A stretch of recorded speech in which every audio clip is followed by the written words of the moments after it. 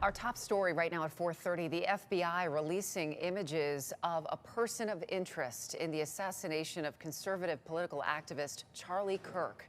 The 31-year-old was shot yesterday during a speaking event at Utah Valley University. A high-powered rifle was found in the woods near campus.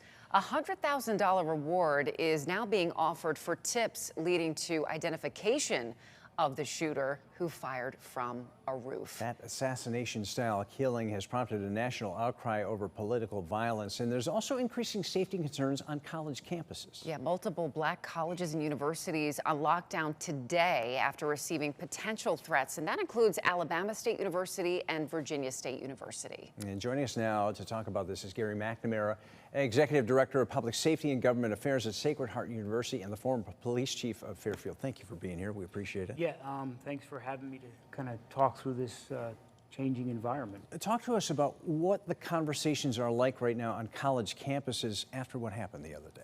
Well, there's been a rash of issues around college campuses, and it's difficult to, we want to talk about all of them, but each one is unique.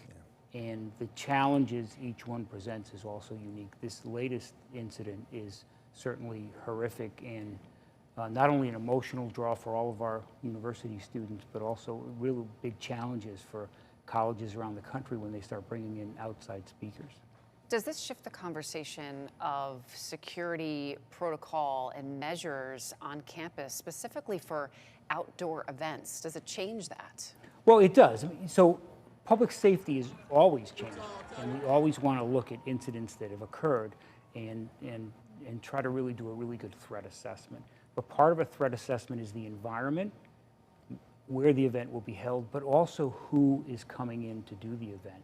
And in the case of a political figure or somebody who is a public figure, you want to really do really good threat assessment to understand what the threat environment is around the subject. And then you really work with their security teams to find out what their concerns are, and then apply the tools and security footprint based upon that. But obviously outdoor events, as is the case we saw yesterday, is a really challenging event that we're going to have to really look at as we go forward with some of these outside events.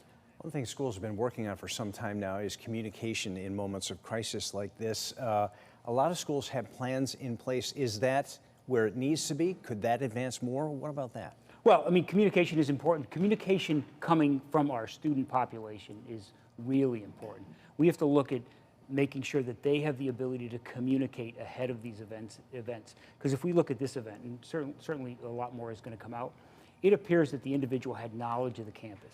That means they've been there before. So we want to encourage all on campus to report that suspicious behavior ahead of time. That's really important. And then obviously when an incident happens, we want to make sure that we have the ability to communicate quickly.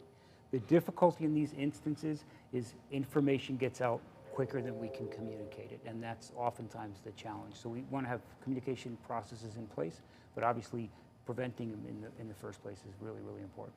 Initially in the reporting, and like you mentioned, so many details are still going to be coming out. Some people have mentioned, or students who were there at the event, that there weren't metal detectors in place, that there wasn't enough security.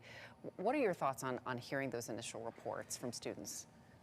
Well, it's an outside event, and it's difficult when you're in that type of environment to really lock down a perimeter, and that's really what we're talking about, is an open event invited the students in the outside, so it's hard to really firm up that perimeter. We're talking about the threat coming from at least 200 yards away in a building. I don't necessarily think that university was thinking at any moment in time that there would be the risk of a sniper on a building gonna cause the damage and kill somebody that they did. But we have to look at it now, and obviously access is going to be a big important component of it. Yeah, sure it'll be studied. McNamara, Executive Director of Public Safety and Government Affairs at Sacred Heart. Appreciate your time. Good to see you. Okay, thank you so much.